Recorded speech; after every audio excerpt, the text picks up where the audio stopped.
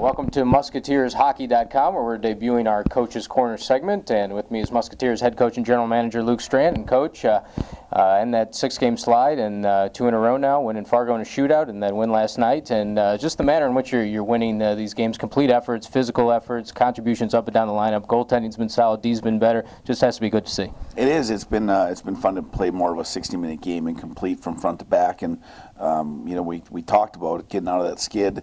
You don't get out of a hitting slump by hitting a grand slam. Usually you get a little Texas Leaguer bloop hit, and it took a shootout win to get out of it. And now I like the fact that we scored some goals last night and really maybe got some offensive confidence going back our way, because it's been a little bit down. We've been gripping it, and it showed on the scoreboard. And Timmy O'Brien last night, 2 seconds, really set the physical tone right off the bat. It was Max McCormick in Fargo and Tim O'Brien.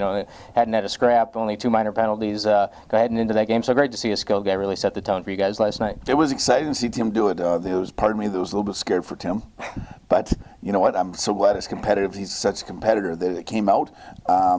Same time a guy called him out, and he answered the bell. So you got to be happy for Tim. It's just I think it's another vote of confidence for him and just our squad in general. I think when we play that way of emotionally and physically support each other that way, it goes a really long ways with our group. And during that losing streak, you talked about tearing it down to build it back up again. It seems like the guys have really responded. You went back and, just an example, talked about how you scored those goals early in the season when you were hot offensively, and it seems like the guys have responded to the challenge. It has been, I think our captains have done a very nice job that way. You got to compliment them and the veterans, and actually the young guys have come in and really taken it to heart that maybe they didn't pull their weight or something wasn't going their way, so they try to fix it. So I got to give those guys a lot of credit, and obviously the staff has been working hard at trying to find different angles and different ways to get some things done, and more importantly maybe just to get that message through to them daily.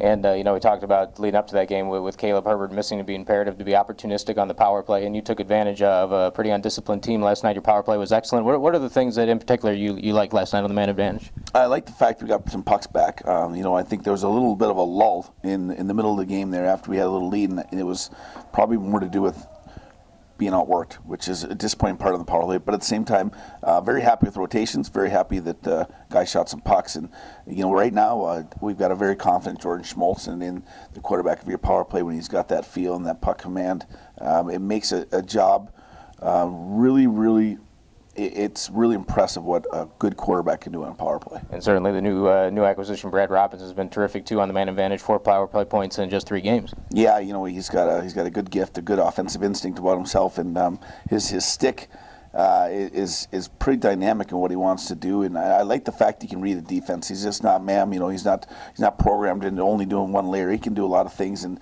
he makes reads and right now, it's been a welcome, deserving effort on the power play's part, and we got to continue to work on that part, though. And another thing last night was just the attention to detail and things you emphasize, like finishing your checks. You think back to that second goal, Noah Nelson pounded Christoffoli into the boards, gave up a puck quicker than he wanted to, resulted in an icing, and then that Carpenter line scored right after that. So the attention to detail, little things have been really improved in the 2 wins. It has been, and I think it's weird. I mean, sometimes when you go through a little stretch there of losing and not doing things, you think you're doing things the right way, or you want to do extra things, but you're always skipping the basic things. And you spoke about earlier, we did break it down, we did tear it apart to build it back up, and at the same time, it's kind of healthy. I don't mind that it happened right now. I'm never a fan of when it happens, trust me, but if it's going to happen and it's going to be a lesson, it's got to be a lesson learned, and now we got to hold on to that mindset for the rest of the way. And last night's game sets up a big weekend here at home, and